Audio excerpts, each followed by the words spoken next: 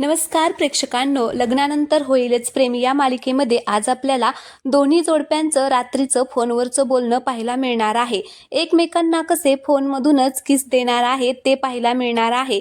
तर चला वेळ न घालवता व्हिडिओला सुरुवात करूया. व्हिडिओ खूप गमतीशीर आणि खूप छान असणार आहे, त्यामुळे प्लीज तुम्ही चॅनलला सबस्क्राईब करा.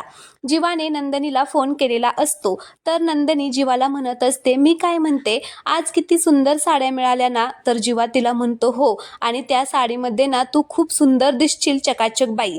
तर दुसरीकडे सेम पार्थने सुद्धा काव्याला फोन लावलेला असतो. तर काव्या पार्थला म्हणत असते की देशमुख, अहो तुम्ही पण ना आज बस्ता बांधत असताना किती लाजत होता, कळतच नव्हतं नवरी कोण आहे आणि नवरा कोण आहे ते. तर पार्थ म्हणत असतो की लाजत नव्हतो, हसत होतो, विचार करत होतो की कुठून सुरू झालं होतं आपलं नातं आणि आता कुठपर्यंत येऊन पोहोचलं आहे. तर दुसरीकडे नंदिनी म्हणत असते की बास, आता इथून पुढे कायम एकत्रच राहायचं. मी तुमची आणि माझे तुम्ही, जीवांदिनी, आणि मी हातावर पण लिहिणार आहे हे सगळं. बघता बघता उद्यावरती आलं सगळं. उद्या मेहंदी होणार, हळद होणार. तर जीवा म्हणत असतो की हो, आणि उद्याची मेहंदी स्पेशल असणार. तर नंदिनी म्हणत असते की हो का. तर जीवा म्हणतो की हा. तर नंदिनी परत म्हणत असते की काय स्पेशल असणार बरं.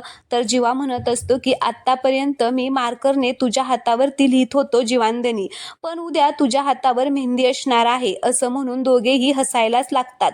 तर इकडे काव्या पार्थला म्हणत असते की हो देशमुख, उद्या माझ्या हातावर मेहंदी असणार आहे आणि त्या मेहंदीत तुमचं नाव असणार आहे. तर पार्थ म्हणत असतो की हो, मागच्या वेळेस तुमच्या हातावर मेहंदी लागलीच नव्हती. बरं सांगा बरं मला, काय नाव लिहाल, देशमुख की बोका. आता असं म्हटल्याबरोबर काव्या खूपच हसते.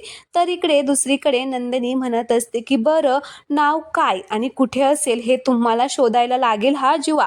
तर जीवा म्हणत असतो की शोधणारच आहे, तू कितीही छोट्या अक्षरामध्ये नाव काढलंस ना तरीही मी शोधून काढेलच.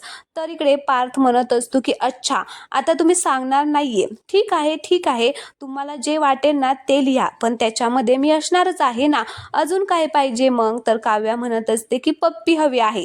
तर पार्थला धक्काच बसतो. तर दुसरीकडे जीवा सुद्धा नंदिनीला म्हणत असतो की हो, आत्ता मला किस पाहिजे म्हणजे पाहिजेच, केव्हापासून आपलं किस पेंडिंग आहे चकाचक बाई. तर नंदिनी म्हणत असते की अहो काय तुम्ही असं काय बोलताय, आता लग्न होणारच आहे ना आपलं, लग्न होऊ द्या एकदा, लग्न झालं की मग एकावर एक फ्री किस भेटेल, वेडिंग ऑफर समजा हवं तर. तर जीवा म्हणतो की मला सांग, तू आत्ताच्या आत्ता फोनवरून पप्पी देणार आहेस की नाही. आता तो चिडूनच म्हणत असतो. तर आता नंदिनी म्हणत असते की बरं बरं ठीक आहे देते, असं म्हणून ती खूप गोड लाजत असते. तर जीवा आता खूप हसत असतो. तर दुसरीकडे काव्या म्हणत असते, देशमुख अहो असं काय करताय, द्या ना पटकन. तर पार्थ म्हणत असतो की बर बर देतो थांबा, असं म्हणून आता तो तिला पप्पी देतो. तर ती म्हणत असते की शी, काय आहे देशमुख, कुत्र्याला बिस्किट देताना आपण बोलावतो तसा आवाज काढून नका हो बोलू, तुमच्या मांजरीला पप्पी देत आहे हे लक्षात ठेवा, त्या हिशोबाने द्या मोठ्याने. तर इकडे जीवा सुद्धा म्हणत असतो की दे ना नंदिनी. तर नंदिनी आता त्याला पप्पी देते. तर जीवा तिला म्हणत असतो की स्वतःलाच पप्पी देते का, जरा मोठ्याने दे ना, मला आवाज येईल असा. तर इकडे पार्थ सुद्धा म्हणतो की ठीक आहे, मोठ्याने देऊ का. तर आता काव्या म्हणत असते की द्या ना पटकन.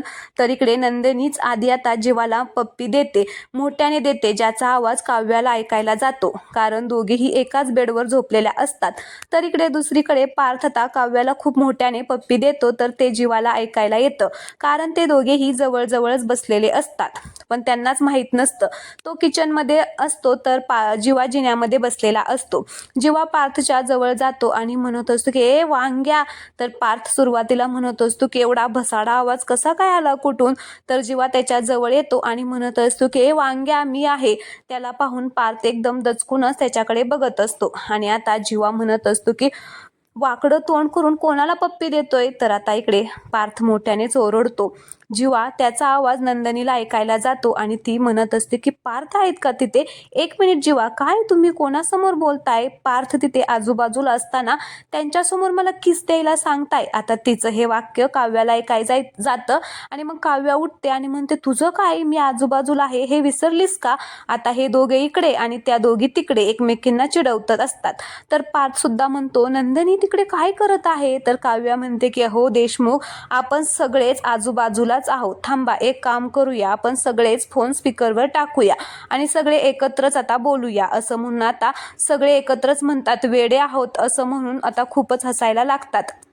तर जीवा म्हणत असतो की इतक्या दिवस घरातल्या घरात प्रेम करत होतो, आता घरात राहून सुद्धा लॉंग डिस्टन्स करत आहोत. तर नंदिनी म्हणत असते की नाही, आता फार दिवस नाही, आता मेहंदी हळद संगीत झालं की मग लगेच. पार्थ म्हणतो की लग्न. असं म्हणून आता सगळेच खुश होतात. तर तिकडून नंदिनी आणि काव्याची आई येते आणि मग दोघीही फोन खाली ठेवतात. तर आई म्हणत असते की अगं मुलींनो काय चाललंय तुमचं.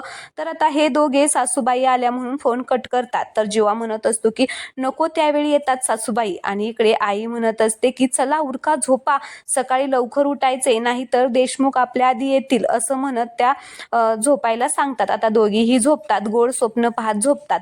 तर आजचा हा व्हिडिओ आवडला असेल तर प्लीज चॅनलला सबस्क्राईब करा आणि व्हिडिओला लाईक करा. असेच तुम्हाला मोठमोठे व्हिडिओ पाहायला मिळतील. धन्यवाद.